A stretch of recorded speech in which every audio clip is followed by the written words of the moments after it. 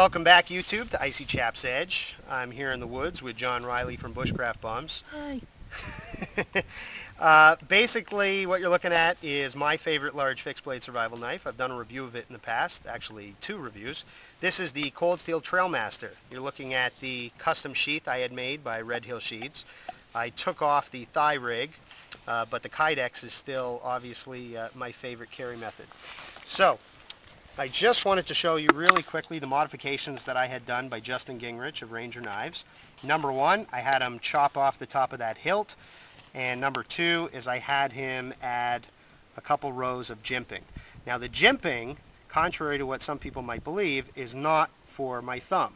I would actually never use this knife by applying thumb pressure. I just wouldn't. I feel it's a little bit unwieldy to do that. What I do use the jimping for, rather, is as a striking surface for a firesteel. I suppose you could use it to grind some wood if you needed to make shavings, but I probably wouldn't do that. I would really just use it for a firesteel. But it is very useful in that capacity and makes some very nice sparks.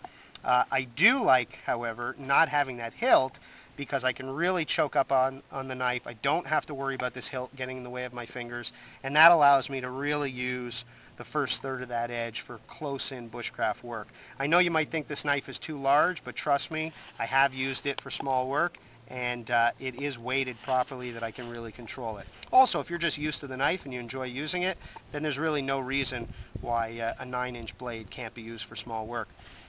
Finally, when you are batoning, not having that top hilt is actually really useful because it gives me an extra couple of inches that I can pound on with a baton.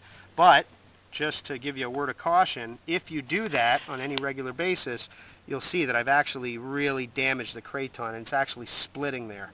So I don't think that that's a shortcoming of the knife. That's really just basically my abuse of it, and I will have this knife rehandled eventually. But there you have it, my modified Trailmaster.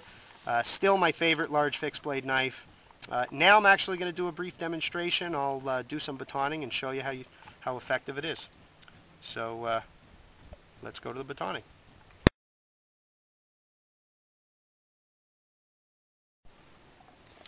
Welcome back, YouTube. Just going to show you a quick demonstration of batoning with this Cold Steel Trailmaster.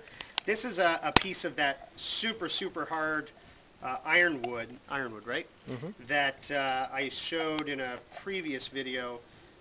Is that video going to be on there? With the Kershaw saw.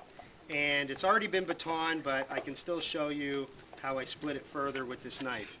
And you'll note just how easily this knife goes through this very hard wood. So first thing I'm going to do is I'm actually going to put my hand through the lanyard. I'm going to give it a twist so that it's nice and tight, so there's no risk of me losing my grip on the knife. Okay.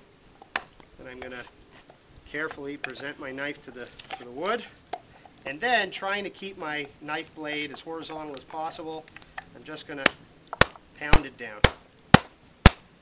And you'll see, without a lot of effort, I go through some very hard wood.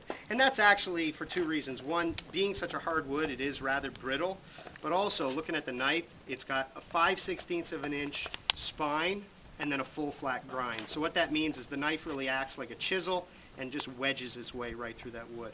I'll show you real quick. I'll just split this once more. Doesn't take a whole lot of effort.